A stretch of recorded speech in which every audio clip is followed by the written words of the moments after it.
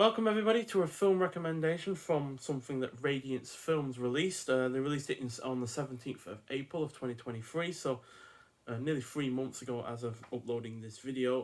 But yeah, I didn't jump on it initially because I'd not seen anything from the director before, but Radiance Films then announced that they only had a few left lying around, so I figured, let's jump on the getting the film itself. So it is 1975's The Sunday Woman. So this is directed by Luigi Comencini, who I've not seen anything else from before, like I said. But it's a mystery thriller, clocking in at 109 minutes long. Stars Jacqueline Bisset, who was in the likes of Murder on the Orient Express, Bullet, Airport, The Deep, and one of the worst disaster films ever made, When Time Ran Out. It also stars John Louis Trinigan, who was in the likes of The Great Silence, a really rather good spaghetti western, and So Sweet, So Perverse, a Giallo film. So yeah, this is about an odious architect who is beaten to death, and a high society wife and her gay friend are the key suspects with a discarded letter implicating them in the crime. Commissioner Santa Maria is assigned to the case and tries to uncover the murder suspect in upper class Turin. So yeah, this is an overall excellent film, which is thanks to the highly engrossing plot, well executed script, and the really rather great cast. The cinematography is also excellent. The pacing is on point. The score by Ennio Morricone is fantastic.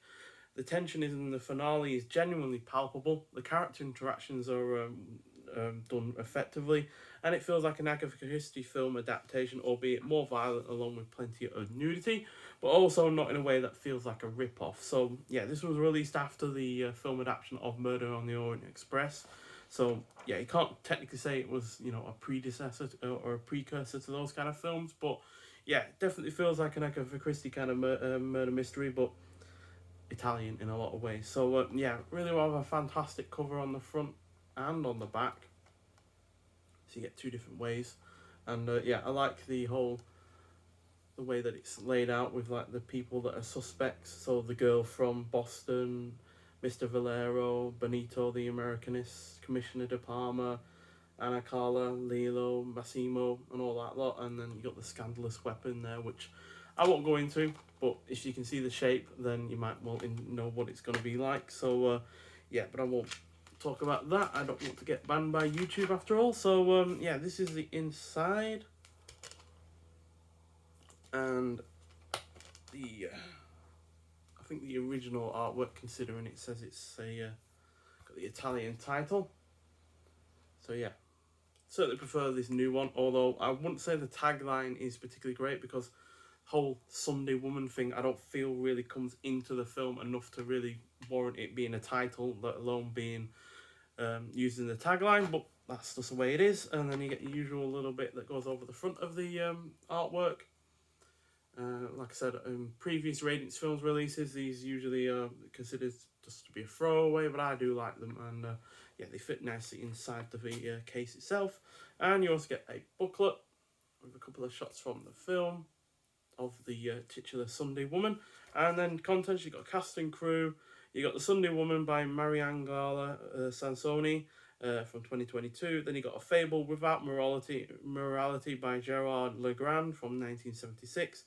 And then about the transfers and the credits. So yeah, that's more of the cast. And yeah, transfer notes. It was scanned in 2K from the original camera negative and restored by Studio Cine from Rome.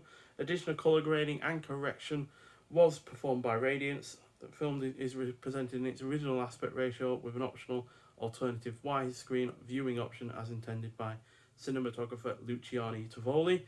Both versions are presented with the original mono soundtrack. The audio received additional restoration by Radiance for this release. So yeah, they definitely had a bit more involvement in this release than they have done in their prior releases, because some of them are released by third parties, or some they don't have any real control over how they get the actual transfer itself. So yeah, and in terms of extras on the actual disc, you get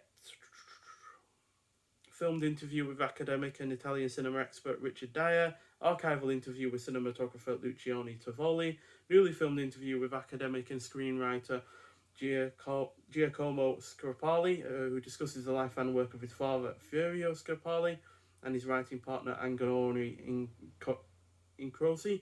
Archival French TV interview with Jean-Louis Trintignant. I'm getting that name wrong, I know I am. Then you got a trailer, and then all the physical extras that you've seen there. So yeah, fantastic film. Pretty much rivals the likes of The Iron Prefect and the Man on the Roof. So yeah, and I'm really annoyed that I didn't get it when it originally released. Quite frankly, because I would have loved to have seen it sooner. But you know, all good things come to those who wait, I guess, in some regards. And yeah, at least I was able to actually get a hold of this version. Obviously, it might well be released on a standard edition at some point, but I do prefer these limited edition ones from Radiance Films. So yeah, get out there and watch it if you haven't already, especially if you're into your mystery thriller films.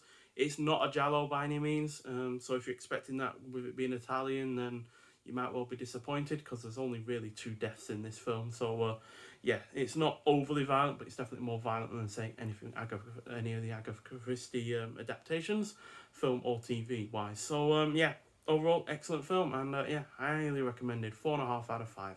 Nonetheless, so thank you for watching, and I'll see you in the next one. Bye.